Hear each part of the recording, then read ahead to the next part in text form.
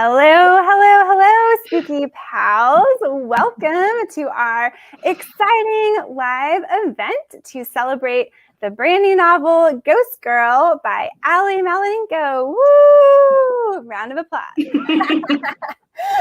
So we're going to start with a quick round of introductions, but I do want to just prepare everyone that we're going to be taking live questions in the chat. So if you have a question, go ahead and get those in the comments and we will answer those live. So first of all, let's find out who is here, starting with our Joshes. So Josh Roberts, why don't you tell us a little bit about yourself? Hi, my name is Josh Roberts. I am the author of The Witches of Willow Cove, and I am excited to be here to celebrate the launch of Ghost Girl. Yay. And of course, we have two Joshes. We wouldn't just give you one. So Josh number two. I'm Josh number two, apparently. I'm Josh Allen, and I am the author of 2 books, Out to Get You, 13 Tales of Weirdness and Woe, and Only If You Dare, 13 Stories of Darkness and Doom, which comes out in 19 days. And I'm really happy to be here. I love Ghost Girl. You see I've got it all marked up.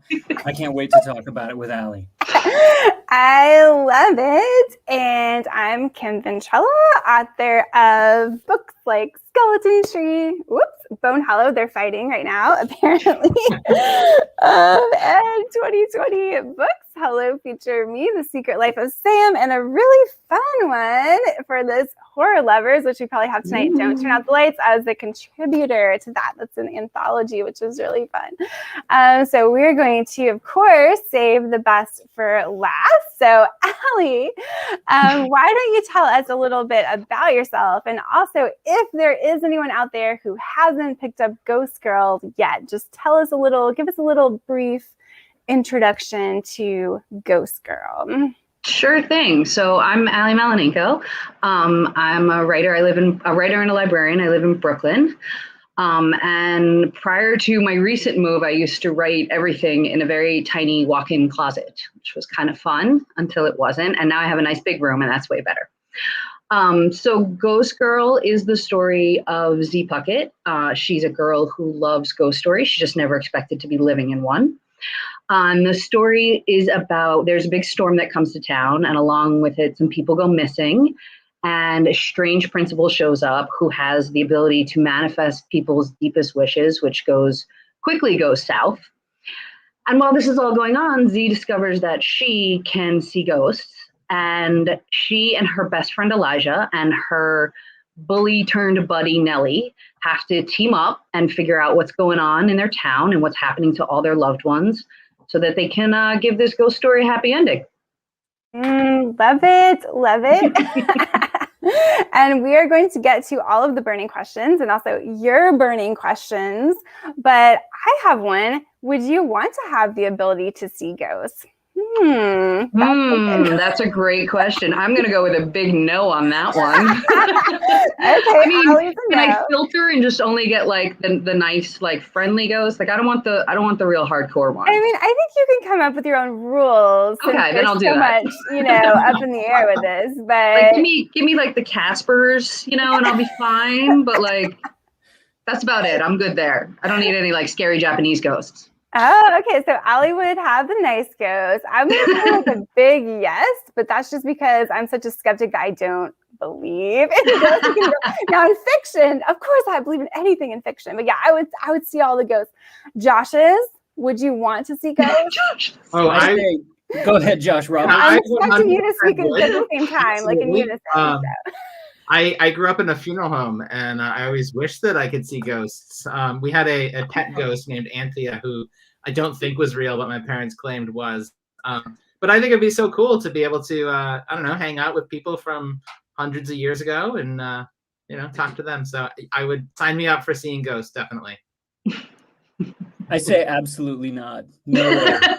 Absolutely not. No way. People are hard enough to deal with when they're alive. They got enough baggage. Right. I imagine after you die, there's a lot to unpack, and I don't need any of that drama in my life. So I say no. Okay, well, first of all, I never said people. Like, I'm talking dog ghosts only. Like, I thought that was obvious. Like, I only hang out with dogs in real life, so why would it be any different?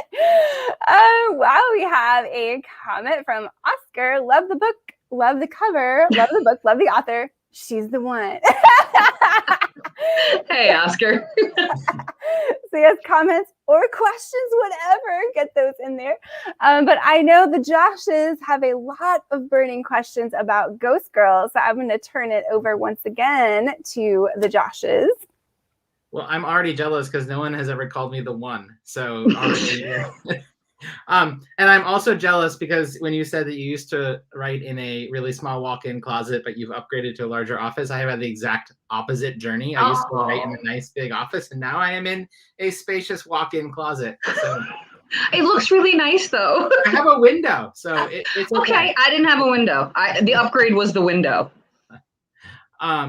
So let's start off by just telling us kind of where the idea for this came from and kind of what your journey to publication was. Sure. So Z as a character has lived in my head for a very long time, and I always tried to like slot her into different tales and different stories, and it just never really panned out. She's just, she was a little bit of a loudmouth, a little too stubborn for anything. And I was I got really into the music of a recording artist by the name of Nick Cave, and I was listening to one of his tracks when I was walking up the subway steps, and it's called Tupelo. And it starts out with this big crash of thunder from a storm, and I was like, oh, a storm. And then I immediately was like, oh, a stranger shows up to town. And it all just started to roll together. But I have to say, more than anything, I think the thing is that I got my heart wickedly broken by publishing prior to writing it. And I wrote this story as a way to find myself, like to fall back in love with writing again. And to move back to what was always my favorite, which was middle grade scary stories. Okay, well, I sense there's a story there, but I don't know if you want to elaborate. I'll tell you. So, Ghost Girl is my debut, but it's not the book that landed me an agent. So the book that landed me an agent was a YA science fiction book that had a magical system built around the game of chess. Mm-hmm. And I spent at least 7 years working on this book. It was like my baby. And my agent loved it, and we went on submission, and we got rejected from everyone. And it wasn't like they weren't cruel rejections. They were all like, it's a great story. It's not YA.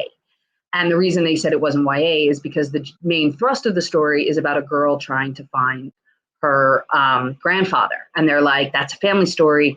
That's middle grade. So my agent was like, can you turn it into middle grade? And I was like, sure, I can. This will be fine. And it was far from fine. And I spent months and months trying to like break the bones of this book and make it into something else. And there were a lot of tears, and I was very, I did it, but I was really unhappy. And I sent it to my agent, and I got up right the next morning, and I was like, okay, we're going to find a new story because we spent so much time with this one. We've got to let it go because it didn't happen. You hear those stories where it's like, oh, I got my agent in 2 days and we sold my book in a week. And this was like the horror story version of that. Like, I got my agent and we never sold the book. Mm.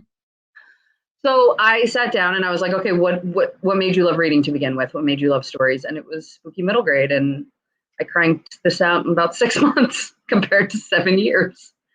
So I love that break the bones of the story. That I'm going to start using that when I talk about like major revisions. I mean, that's what it feels like. Like you're cracking every bone here and rebuilding this monster. Oh, I love that. Well, it's such a great story though, because you ended up like finding a whole new arena and a whole new voice to write in. So that's and I'm just very happy with it. And I'm, publishing is wild, and I knew that going into it, and there's a lot of ups and downs, and it worked out the way it was supposed to work out, is the way I look at it. This was the book. It just took me a long time to get to it.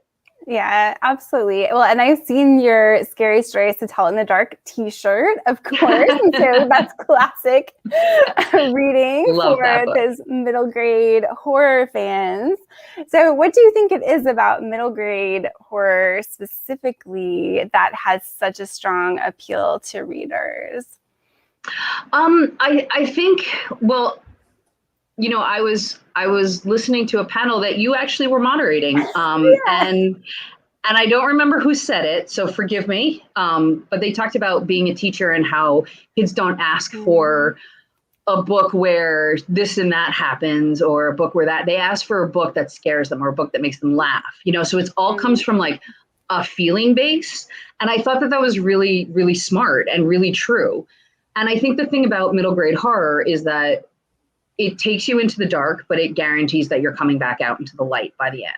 And it's a safe place to navigate fear. It's a place for, because kids know the world is scary. They already know that. And this is an opportunity for them to be like, okay, let's see how this feels.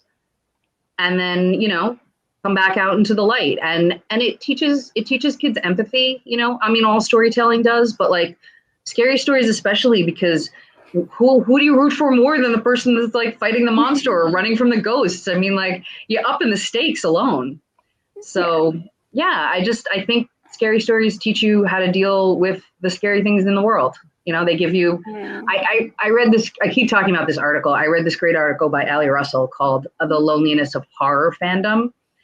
And at the end of it, she was talking about what it was like to be a horror fan and not have friends who are horror fans, and especially lonely for her as a young Black girl. And at the end, she posits this question where she says, what do we do for the horror kids in our lives? And she says, you protect them at all costs. And I was thinking about that, and I was like, if someone said to me, how do you protect them? I wouldn't say that you shield them. I would say that you prepare them. And I think that's what horror books do. I think they prepare you. Yeah. Yes, I love that. And I know Josh A has thoughts, so I can see them shining. So I want to back us up to, not to dwell on this, but having your heart broken by publishing. Let's do it. So let's go there. Just first, though, we're 4 published authors. I just want to see a show of hands. Who else has had their heart broken by publishing? I think this is like a universal writer experience, is it not? And so one of my favorite moments in Ghost Girl, I'll try not to spoil it for anybody, but it comes sort of towards the end. This is I'm an English professor. I'm going to sound like an English professor for a second. Pages 234 and 235. And this great character, Aunt Betty, is giving some advice before our, great big battle with the bad guy. And her advice is this. She says, have hope. Even when it seems hopeless, let it carry you through the dark. You must believe in hope, even in the dark, or you shall never make it to the dawn. And so publishing, as we all know, is a really long process. It's a really difficult process. So I guess what I want to ask is, through that whole process, how did you follow Aunt Betty's advice? How did you keep your hope alive? And how do you think that kids today, living in a really difficult world, can keep their hope alive? Those are great questions. So I think the thing, I kind of have 2 feelings about it, because the one thing that kept the hope alive is a really pragmatic thing that I think a lot of people would never consider. And mine has to do with my writing schedule. So I write in the mornings from 5 a.m. until 7 a.m. before I go to my job as a librarian. And I keep the schedule. I've kept the schedule for years now. I didn't come up with it. My husband did, because he's insane. But I found that it works, and I get to write before I have a bad day or anybody gives me a reason not to. So the thing with doing that is that you kind of train your brain that okay, it's writing time. It's not worrying about work time. It's not anxiety time. It's just time to sit down and tell a story, and you get as many words as you do, and it's not a competition, and just see what you can do. And when you're consistently getting rejected and you're still getting up every morning and writing, it really reinforces this idea that the only way out of this is through.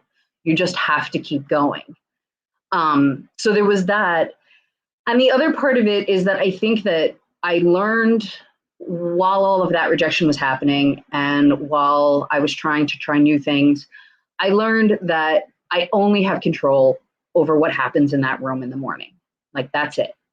That's everything else that happens is out of my control. And once I kind of relinquished that, I had hope, because I believed that I could do it, because I knew that I wanted to do it. It was just a matter of finding my path. Because at the end of the day, making the writing, telling the stories is what matters the most to me. So it kept me afloat. And I would say that when it comes to kids, there's this really great book by Rebecca Solnit called Hope in the Dark. And she has a really interesting theory about hope. And her idea is that hope is not positivity, and hope is not just, looking on the bright side of things. Hope is actually rooted and grounded in recognizing that things are not okay, and then turning an eye towards the way that they could be. It's the potential, and that's what hope is. And I think that if that is the view you take on hope, as opposed to like, everything's going to be fine, if you take the view of like, everything's not fine, but maybe there's a path toward fine, and maybe this is the way, and if we stick together, maybe we can get there. And I think with keeping that idea in your head, like it's saying, hope is messy, and it's like a community activity. And the thing is, you have to maintain hope, because if you don't, well, then you've given up, and giving up gets us nowhere, not in this world that we live in, which has been intense lately, but like even in your own personal life, like if you don't keep your eye towards the horizon, I don't know. I don't know what other choice you have. Mm. So I'm delighted to hear that you are a member of the 5 a.m. Writers Club. I am. As a card-carrying member. I just want to say that's also what got me through, was just the consistency and finding the time to write every day. And exactly what you said about, well, for me, like no day feels complete until I've written. It's like the one thing that I have to make sure I do. And so doing that as soon as I get up, as difficult as it can be, especially in the winter when it's really dark out in the morning, I always find that my day is better when I know that I've kind of notched that piece of the puzzle, and then everything else can kind of, the chips can fall where they may. But I feel the same way. As a 5 a.m. writer, I'm wondering how much of it is spent sort of staring blearily at the screen, sipping your coffee, and then how much actual writing gets done in that first half hour or so. Oh, okay. All right. Wow, we're being real honest.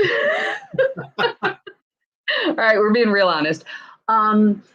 So I would say that the first half hour is the least productive. Because I'm not actually a coffee drinker, but it takes a little while for the tea to kick in. Mm-hmm.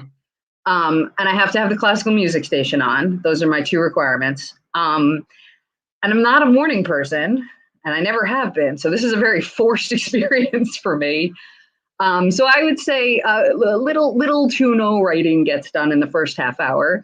And then mostly it's like, if I'm drafting, I'm like, okay, let's go back and reread what we did yesterday. And that's how I'm like, this counts.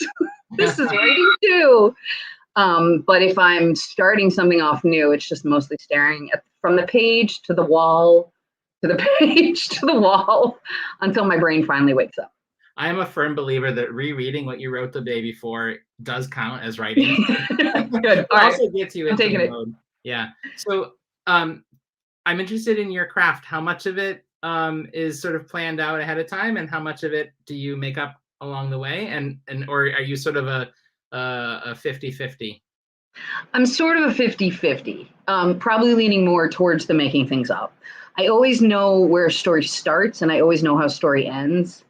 And I usually know some like key elements, like maybe see one or two scenes in between, and everything after that, I'm like, I don't know, let's see what they do. Like, let's let them just run around and let's see what happens. And sometimes I'm like, well, that's not good. That can't work. And other times I'm like, okay, this is still leading us down the path that we need to go to get to the end. Mm-hmm. Well, we have a lot more, I think, to learn about your craft too, because it's a big topic, but we do have a question from a viewer that I want to get to. But first of all, I don't know if I knew you were a librarian. I love it because I used to be a librarian, so I would also get up and write before work, but the difference is I got to set my own schedule, so I would usually do like a 12 to 9 shift, or like an 11 to 8 or something. So I'd be like, that's a good plan too. I wasn't getting up at 5. So yeah, that is not on most days. But we had a question from Jennifer. about Elijah. What do you love most about Elijah? So again, maybe for people who maybe don't know about this character. Sure. So Elijah is Z's best friend. And I think the thing that I love most about my little cinnamon roll is that he is the opposite of Z in the way that she is running towards things. He's kind of the opposite, but also in the way that she is terrible at communicating. He's the one that's good at getting things done. He's the one that gets Nellie on board to help them because they needed her help. He's the one that knows how to talk to people. He's the one that keeps her calm. He's just a good kid. I just love him. Everyone needs an Elijah. Can I say what I love most about Elijah? Oh, please. So what I love most about that character is he really knows who he is. Yeah. And he doesn't apologize for it. Yeah. Right? So he's kind of like this nerdy, chunky kid, and his dad desperately wants him to be an athlete and to play sports. And through the whole book, he never even questions who he is and whether he should go be an athlete like his dad wants him to, right? There may be kind of one sort of dark moment of the soul where he plays a little bit with that. Yeah. I mean, I think he has a moment where he's like, I just want my dad to be proud of me and love me the way I am. And maybe I should change, but it doesn't last very long because like you said, Elijah knows who he is and he's fine with who he is. And that kind of body positivity stuff was really important to me when I was writing this book. There are so many amazing books out there about, kids who have to deal with being heavier and it's their struggle. And those books are so important, but I didn't want that to be Elijah's story. I wanted Elijah to be just fine with the way he is and the rest of the world needs to catch up. Right. And it's not just his body that he embraces. Like he also likes some really kind of geeky stuff. Yeah. And he doesn't ever apologize for it. And I think that he's a great role model for kids. Yeah. And he knows he's smart. Yeah, he's smart. And he knows it. He's fine with it. He's like, well, I'm smart. I'll do it. Yeah. He's a cool character. I dig him. Thank you. I dig him too. We dig Elijah. I love it. And one of the questions we often get from our younger readers is, do you base your characters on real people? So I'll throw that your way. But also kind of like, how do you find and then develop your characters as a writer?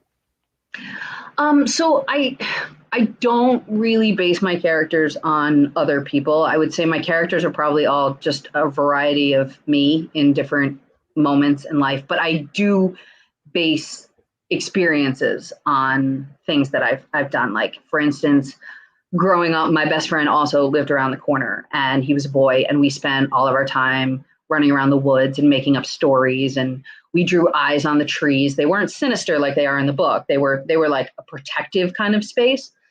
But like all of those things, filtered into this story and the other stories. I think that I don't write character descriptions. I just spend a lot of time with I don't know what it's called, that pre-writing where you're just kind of I go for long walks and I'm just like, all right, let's have a conversation with this character.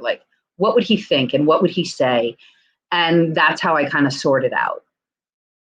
But yeah. Interesting. I love it. Well, you had another kind of character related question from Cindy. What does it mean to you that Z is a scary storyteller too? They love the monkey's paw reference. Well, I guess in the sense that my characters are like me, that I'll tell you what, I'll tell you a little Easter egg. There are 3 stories that Z tells in the book. Obviously the one that is like a monkey's paw reference is not the one I'm talking about. But of the other 2, one of them is actually a story that I made up when I was her age. I'm not going to tell you what it is. You can all guess.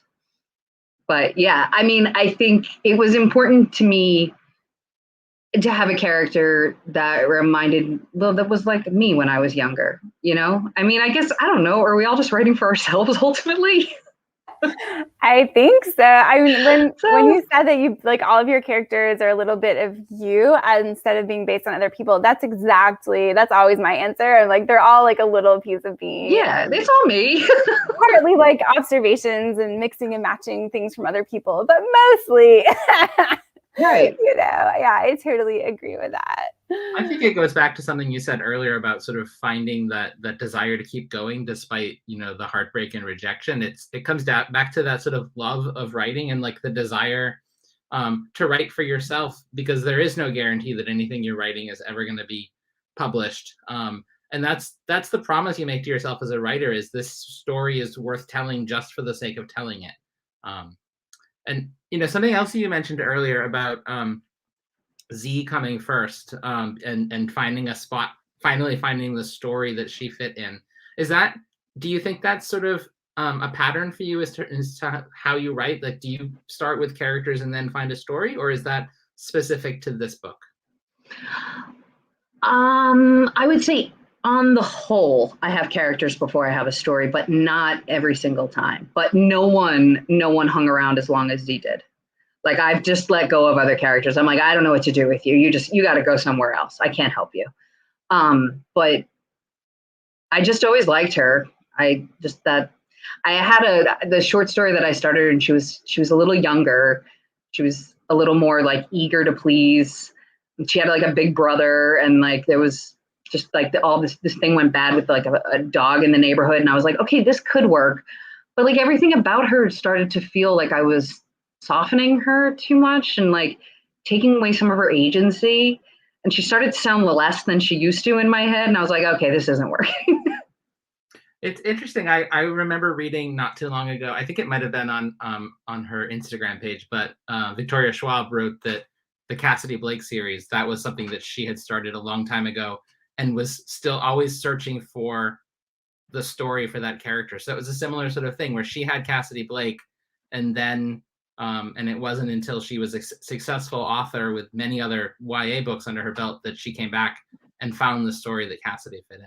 I love that. I also love when people comp Ghost Girl to her series too. I love that. Yes, that's amazing. And we have Stephanie who is wondering, will we see Z again? That's a great question. So I wrote this book as a standalone. It was pitched as a standalone. It sold as a standalone. Like, my editor was very much like, we want this. Part of the reason like we love it so much is that it is a standalone. I love these characters though. And if I had a good story and there was a reason, I would definitely write another one. But unlike, like, I'm thinking of like Catherine Arden's series. Like, she doesn't really have a series with her Small Spaces, but she's written 3 books in the same universe, moving from one character to another. I'm like, I love that, but I think that I don't think it would ever be something that I could do. Like, she's just, she's up there. So I don't know. I would really have to have I'd have to have a really good story to tell to come back to this. Absolutely. But I know we will be seeing more from you though. And of course we're not done with Ghost Girl, but can you give people maybe a tidbit about what might be coming next from you after they've devoured Ghost Girl and they're like, what am I going to read next? When's the next book's coming? Well, you have to wait a whole year because it's not coming out until next August. Don't worry about it. But my second book is called This Appearing House. And it is the story, it's a haunted house story. And it's a story of my main character, Jack, and her best friend, Hazel, because I've always got that boy-girl friendship thing happening. They discover one day at the end of the cul-de-sac on their street that there is a house that appeared out of nowhere that used to not be there, this giant mansion. So naturally, they go inside because they make bad decisions as 12-year-olds. And they wind up getting trapped in the house. And the whole story is about how they're going to get out. And it's a journey of discovery for Jack. And the entire thing is a metaphor for trauma and illness. And it's a very personal story. And I'm very excited. And I'm also very nervous for people to read it. I actually wrote this book and was like, okay, that was just for me. No one's ever going to read it. It's too specific. No one. And I sent it to my friend Amber, who's one of my beta readers, and she was like, no, you need to send this to our agent because we share an agent. And I was like, really? And she's like, yeah, no, you need to. And I sent it to my agent, and she was like, oh yeah, we're going to sell this because it's really good. And which I appreciate, but it felt too personal for anyone else to connect with it. And then weirdly, everyone who's read it has written me these like very long stories about how they manage their own trauma. And I'm like, wow, okay. So there's that empathy thing again. Yeah, so that's out next summer. I love that. I'm excited for it. And I think we all have those stories sometimes that are so personal and it's hard. Yeah, you kind of have that feeling like, is it going to connect? But sometimes those are the ones that make the strongest connection. Yeah, so. I hope so. I hope so. Like, the universal sort of coming out of the very specific. So it's like, I mean, none of us have ever lived the specific circumstances of most books, but we find the thing in them that we connect to. That's true. Yeah, absolutely. Well, I think we have a little round robin question here because we have someone who is enjoying the spooky peek into all of our homes and writing spaces. And yes, I guess this is Beulah. I can't remember her name. So she is a delight. This is actually like my Skype corner. So this is where I meet with like classrooms, and I always like, you can kind of see her eyes moving if you like really close. But I always say she's like stealing souls. So that's her job. But yes, does anyone have any spooky inspiration objects that you keep in your writing space? Oh, there we go. Love this. Yes. We are all for the creepy dolls. I got another one. We are. I'm going to show one. Yes, very excellent. Actually, in my actual writing space, I just have troll dolls. I have 2 vintage troll dolls, like from the 60s, and one of them is an old, like, hobo clown thing with wispy hair that's held on by staples, so it's pretty cool. Sometimes when I'm in these panels with you, though, I just find myself staring into the creepy doll head and like sort of lost in those eyes. That's because she's drawing you in. She's slowly like leeching away your life force. Sorry, but yeah. I'm always staring at the purple skeleton on your shoulder. I'm like, oh, well, yeah, he's nice. Don't worry. He's nice. Okay. Yeah. I have 2 things, and they're sort of borderline. They're more not creepy, but a little interesting. So this is an actual Maltese falcon from Malta. Oh, nice. You might think that it's a replica, but that's the actual bird. It's the real one. And then this is I don't know if you can see it in the light. This is a like metal willow tree that was I find like super creepy and kind of cool, and that was a gift to me when my book came out. So that's pretty cool.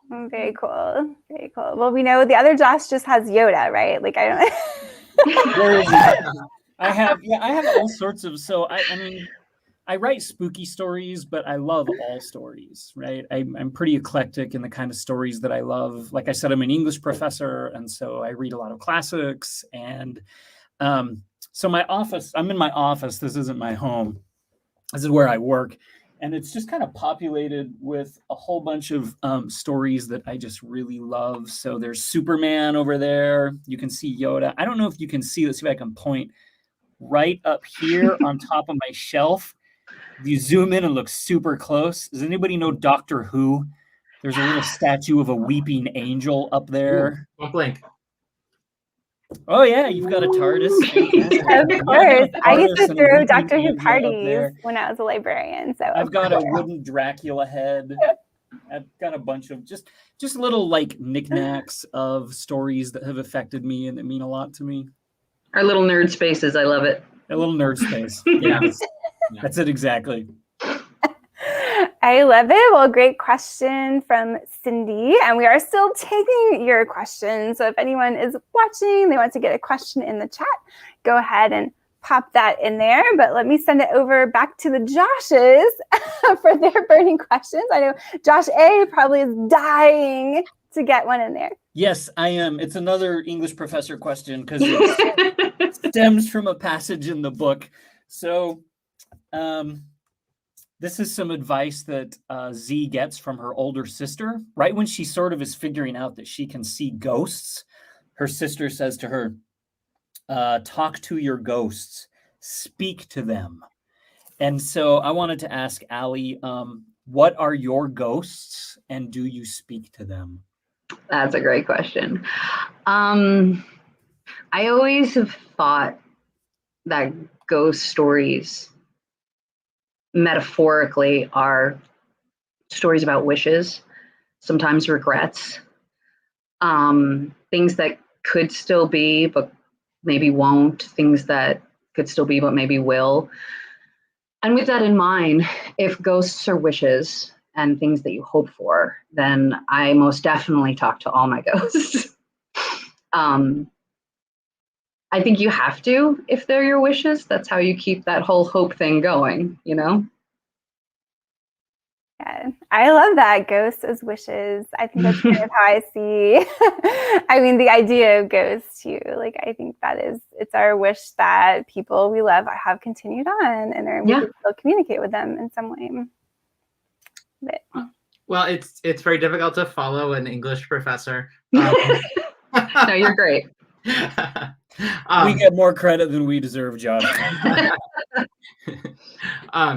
So when you were writing Ghost Girl, what surprised you most? What character sort of walked on and insisted that they were going to be part of the story, or what plot element that you that just sort of suddenly like clicked into place and you were like, this is what makes sense? That would be Nellie, for sure. I had planned on Z being bullied because I wanted to talk about bullying because it was a part of my childhood.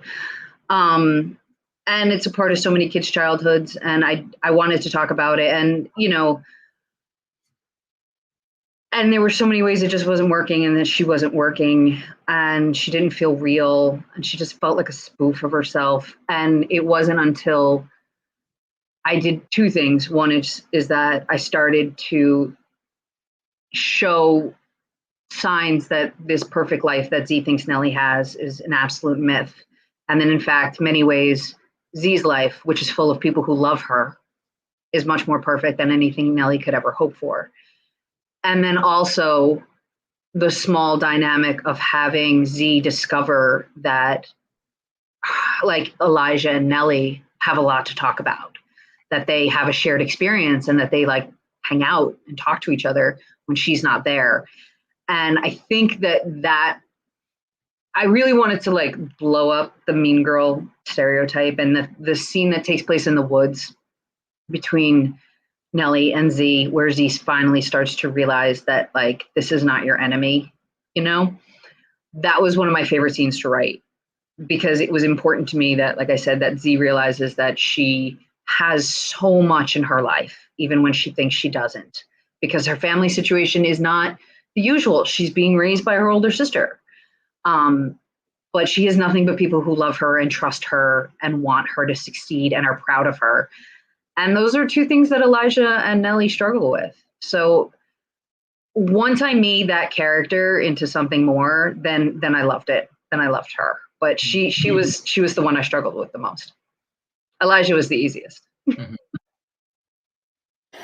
I love that. It's such a learning experience for me. I feel like if I look back at my first book, well, the first one I ever wrote, even the first one I ever sold, it's like amazing how much everything has changed, my process, and just the way that I even come up with characters and like try to make them feel real on the page. Like it's all totally changed for me. So you've had your first book come out now, and your second book, I'm sure, is like well underway, like ending, getting toward the end of the process there. So have you already noticed that like your approach to writing has started to change from when you were working on like that first book that you mentioned, the one that was like the 7-year project? The 7-year project. Yeah, definitely. I think I do a lot more work mentally before I start writing. I think when I was working on that YA book, every idea I had, I put down. Like everything was sacred all of a sudden.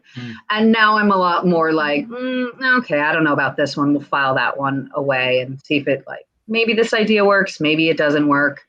And I'm actually a lot easier on myself. Like if a character isn't working, to like make changes or to completely get rid of them. Like I'm quicker to cut things without getting like, am I making a mistake? Am I ruining the book? The way I was before.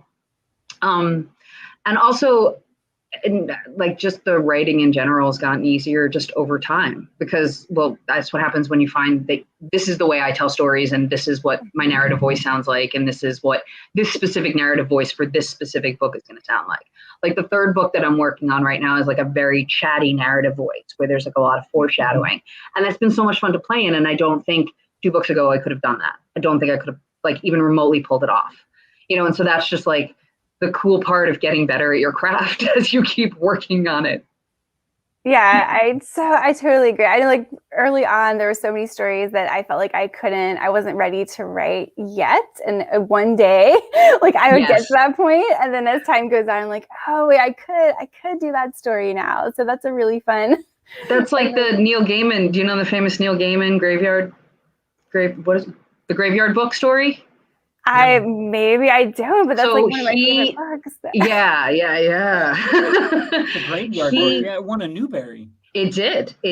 And he came up with the idea for that book one time when his eldest son, Matthew, was 6 years old and was running around a cemetery.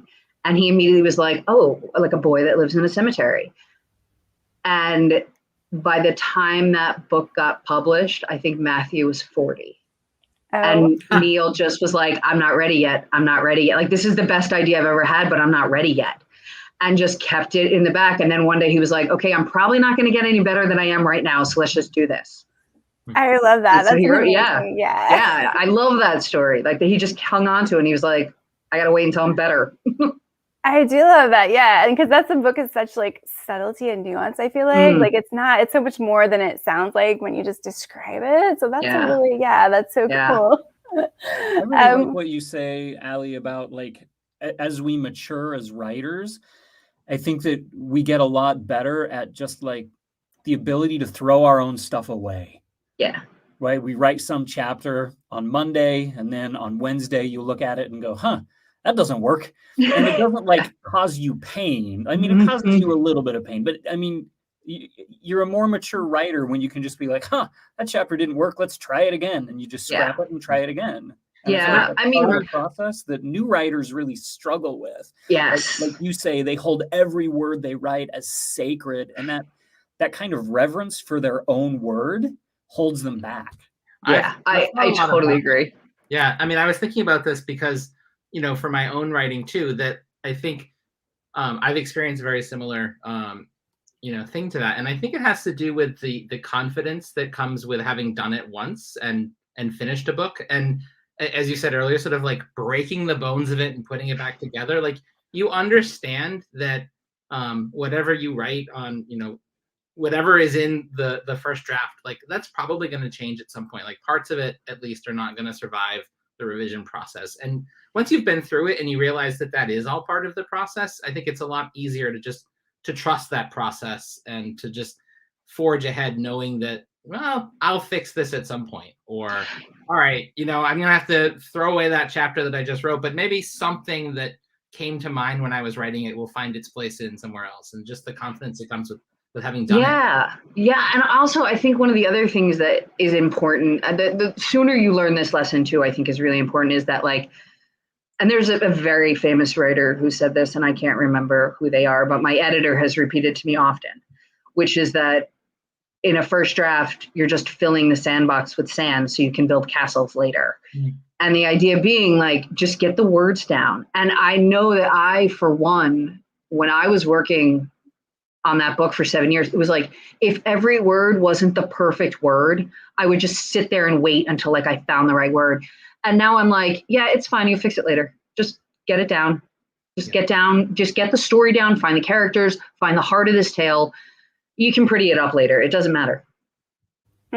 Yeah, I think it was Shannon Hale. I love that quote. Yes, thank you. Oh, good. I'm so glad you remembered. I felt so bad. He's a really famous, good writer, and I don't remember her name. Yeah, that's so good. And I think the other side of it, it's like, it's not just kind of detaching yourself from your words a little bit, like, being able to kill your darlings or whatever and let the words go. But it's kind of about realizing that there's a difference between the work and yourself. yourself, and that's something that maybe takes a little bit longer in the process. Because I know that's something one of our author friends, Jacqueline West, always talks about, but she's on book 10 or 11 at this point. So has that come up for you with your debut book, this idea of feeling like the work and yourself are kind of the same thing, or have you been able to kind of separate those two? I think that divorce happened when I got my heart broken. I think I learned pretty quickly after spending like close to a decade working on the same story that was never going to see the light of day, that my stories can't be everything. They can't, like, they're not me. It's just a story that I tell. And once, like you said, once you accept that, once you really truly embrace that idea, like, it's so freeing. You're just like, oh, well, I could write it, or I could not write it, or I could change it, or I could delete that whole chapter that was great on Monday, but is terrible by Wednesday. It's a complicated relationship, I think, that writers have with their own work. Absolutely. Yeah. And I know, like, for me, when the debut happened, everybody's like, oh, well, the best thing that's ever going to happen is when you go see it in a bookstore. But for me, like, when I went to see that first one in a bookstore, mostly I was just like kind of terrified that now anybody could read it.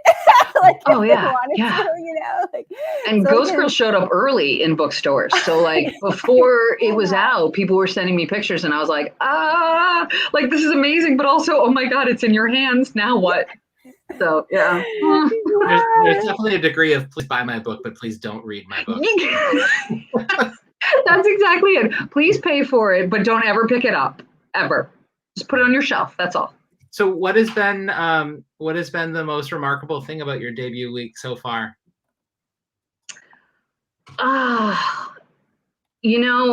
I would say doing these events have been remarkable. I'm a massive introvert, so while it's sapping my energy and I'm going to crawl into a cave for the weekend, it's been really great talking to other writers, because there's no conventions or anything now, and like there's no in-person things now, and like writing itself is just such a solitary act. And so it's always nice to do things like this where you're like, oh yeah, I do that too in my writing, and do you do that? And, so that's been the most amazing part. I mean, it was very cool, like, to see my book in the store and sign copies. I was in shock for a little while, I think. I was just like, wow, that happened? Did that really happen? But the best part of all of this, that it's not debut related, it's debut related in the sense that it's about this book, but the best part happened before the book came out, and I don't think it'll get topped, which was a teacher on Twitter reached out and asked if they could have an ARC to share with their class. And I was like, yeah, sure. I got a whole bunch of them here. And I sent them an ARC. And a couple weeks later, they asked for my address. And I got my first fan letter from a kid who has the same name as one of the kids in the books. And it was amazing. And it was about how much they loved it. And then also very much about their concern that I was spending lockdown in New York City and I didn't have anywhere to go play or ride my bike. And I was like, you're right, it's been rough. Thank you. So yeah, that was definitely the coolest. Oh, those moments are so cool. And one day you'll get to go like in person to a school visit, and that will be amazing. Because I know for me, that's the only time that I am like treated like a like they think you're famous if you come. It doesn't matter like how your book's done, it doesn't matter. Like they think you are famous. So that's adorable. Really, and you feel sort of guilty not telling them the truth that you're not famous. Right? You know what? You earned it. You just let them believe you're famous. Let them believe it. Mm-hmm. No, but I mean, if I had ever met any author when I was a kid, like I would have been the same way. Like, wow, you wrote a book. That's pretty cool. So, let them have their. Yeah, come on. You'll get the funniest questions. So we can come back and just do one where it's like all the questions we've gotten from kids at school visits. Oh my God, I can't wait. Live stream. It'll be hilarious. Let's see. We did have a question that came in from a viewer. So let's get this one. Do you think you'll ever incorporate parts of the YA book that didn't get published into other stories? That is a great question. yes, because I kind of already sort of have. Only I would know that though. Like, I don't even think people who have read both Ghost Girl and the YA book would see familiar elements, but I wrote them, so I know. I purposefully was like, you know what? I love this moment. I'm going to slip it in here. Or I love this metaphor. I'm going to slip it in here. So, yeah, I'll probably keep mining it. Why not? Exactly. I love that. And also from Miss Mancini, I would have done anything to meet an author as a kid. It means so much to them, and they are so fun. And so I'll just put a quick plug if we have any teachers listening. So we are all part of the Spooky Middle Grade Authors at spookymiddlegrade.com, and we offer free 30-minute author Q&As. They'll look just like this because you'll have 4 authors on the screen for 30 minutes, and we'll just answer all of your students' burning questions on the writing and publishing process.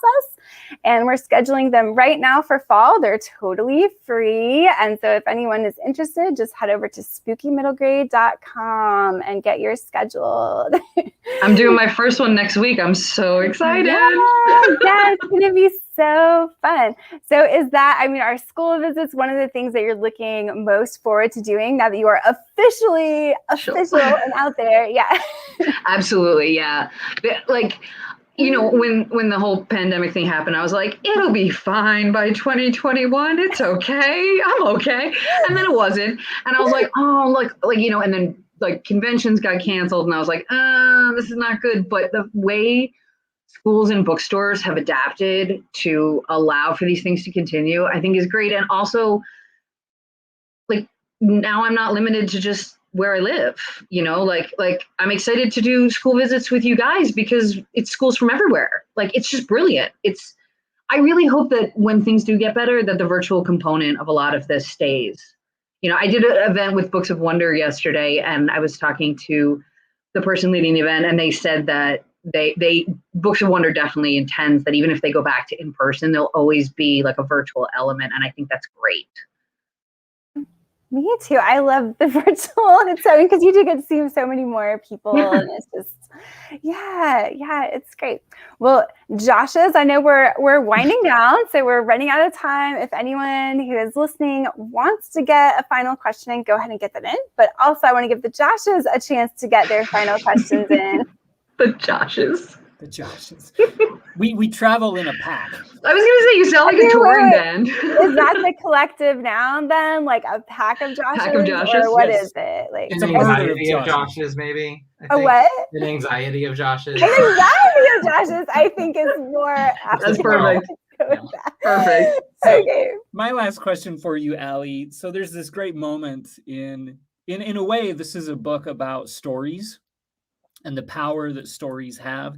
There's this great moment in the book where Z explains the difference between a lie and a story.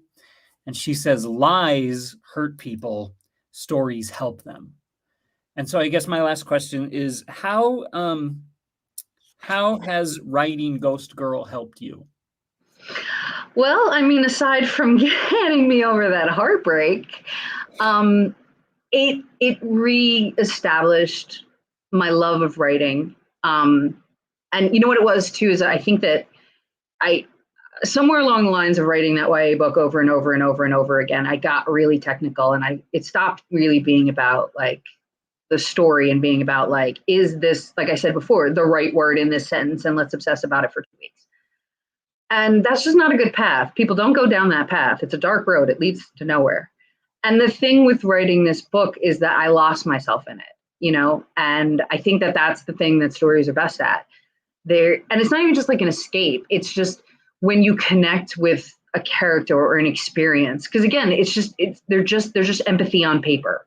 That's all stories are. It's just saying like, I feel this way. Does anyone else out there feel this way? And you hope that somewhere in the world, someone's like, yep, I feel that way too. And you're like, cool, we just did a human thing together. Now we humaned, you know? And I think that's the power of stories. And like, they've been with us forever. I mean, we told them to keep back the dark, you know, you teach kids not to go into the woods with them. You stayed around the campfire so you didn't get eaten by the wolf. Like, stories have served a purpose forever. And, you know, and I think they're one of the greatest things that human beings managed to ever invent. Yeah, I mean, think about how wild it is that like That's my mother. I was just gonna let that speak for itself. I think one of the wildest things is, when you read a story that maybe was written 30, 40 years ago, maybe the author isn't with us anymore, but you have that connection. You're connecting with something that has been around that other people have had the same or similar or totally different reactions to, but it is a very interesting, humanizing experience. Yeah, and it just threads through all of history too. Like you can read something from, when someone will read something that you wrote when you're long gone, and you're reading stuff that people wrote who don't exist in your time period anymore. It's wild. It is. So, and that brings me to my last question, which is getting back to the meeting an author as a child. If when you were, when you were young, who was the one author, and maybe it is still the same person, who would young Allie have wanted to meet more than any other author when you were growing up? Oh, it would be Malinenko, hands down. Because A Wrinkle in Time, the way I connected with Meg in that book, like I still get chills when I read that book and Mrs. Whatsit says, "Hold on to your anger, little Meg." Like, I love that book. But more importantly, that was the first book where I was like, oh wait, like a person, like I knew an author wrote it, but I never really considered them. I was like, well, I don't care who's on the back of this book. I just care about the story and I'm done, moving on to the next thing.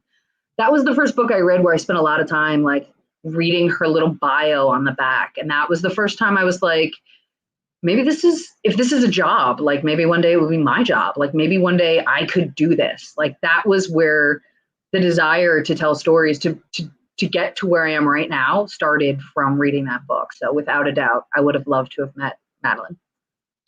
Second runner-up would be Alvin Schwartz, but only because I'd just be afraid of him. as he would have wanted. What? As he definitely would have wanted. Absolutely. I would have just hid in the corner. Ooh. Oh! Wow. So you just made 4 authors jealous, Cindy. I mean, That's a good blown flex. away. That is a flex. Like the most flex. Oh, like I just wish I met this one person, and she's like, I met her. I love it. Yeah, it's amazing. Yeah, That's incredible. Oh, I'm so jealous. And I'm so happy for you too, Cindy. That's amazing. I know, that is fabulous. Well, I guess we are just about out of time, so I want to give people one final chance to get a question there, because I know we usually have a pretty epic question from Miss Mancini at the end, but we'll see if she's able to squeeze in there. This was so much fun, Allie. Thank you for joining us and celebrating, just finishing out your debut week. Yes, I'm so happy to have ended my debut with you guys. I love being a part of Spooky Middle Grade. Y'all have been amazing, so absolutely amazing. I'm so excited for our visits to start. Well, I guess I'll just put this little gem on the screen. Thank you so much. That's the best. I'm just going to remind Kim that we're not famous. Hey, I once had a kid ask me to sign his forehead in Sharpie. So now, did I? No, but I did sign his arm in Sharpie. I mean, that's totally fair. That's totally good. That is thinking on the fly. That is like, I'm happy, and also I'll be invited back to the school. I know, exactly. I was like, they're never going to have me back if I give in to this, like, write it across my face.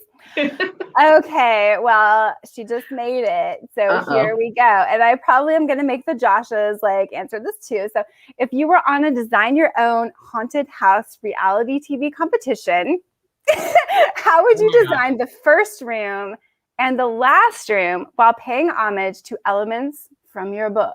So I mean, you might need a moment to consider this. That's a tough one. For me, so I'm all about taking ordinary everyday things that are not spooky and trying to make them spooky. So I have stories about things like a haunted microwave oven, a haunted street sign, a possessed paper towel dispenser in the boys' bathroom. So my haunted house would look exactly like an ordinary house, But then there'd be all these phantasmagoric possibilities emerging from like the refrigerator and the television and the pictures on the wall. So I'd take ordinary everyday things and make them the horrible things. Nice. Well, I'm going to go next to give Allie a little more time to think. Please. So my book actually has a haunted house in it. It's an old state asylum. And it has, creepy vines growing on the walls, and it's got tunnels underneath it, and rooms where they used to experiment on the poor people that were in there. So that would definitely be the setting. And I think probably in my book, there's a tunnel that goes out from one of the corridors and comes up into a courtyard in the middle with a giant tree in the middle of it, where all kinds of magical things happen. So that would be the final room. Nice. So I suppose the first room would be a relatively well-lit but still kind of shadowy cemetery. It's like, this is a little spooky. It's okay. We still feel safe here. And then the last one would be a dark, terrifying woods that we might not get out of. Excellent. Excellent. I don't know what mine would be, but I just keep thinking so maybe the first one would be like this really like an old lady's sitting room with just tons of like figurines and doilies, and everything's dusty, and there's just lots of really adorable clown figurines everywhere. And then by the end of it, it's just a wall it's a room that has mirrors for walls. And when you see yourself in the mirror, you realize that you have turned into a clown like throughout this, and like you try to get the nose off and you can't, and you're just like, you've turned into one of the figurines. There you go. There's my nightmare for tonight. Thank you, Kim. And this is why you're the famous one. No, that's why the kids are asking for the Sharpie faces. So, no. Okay, but love it. And before we head out, I do want to remind everyone we also have a spooky middle grade book club every month. And our next book on August 24th is The Stitchers by Lori and Lawrence. So we're going to be going live on our YouTube channel to discuss that. So head on over and you can set a reminder right now to make sure that you join us.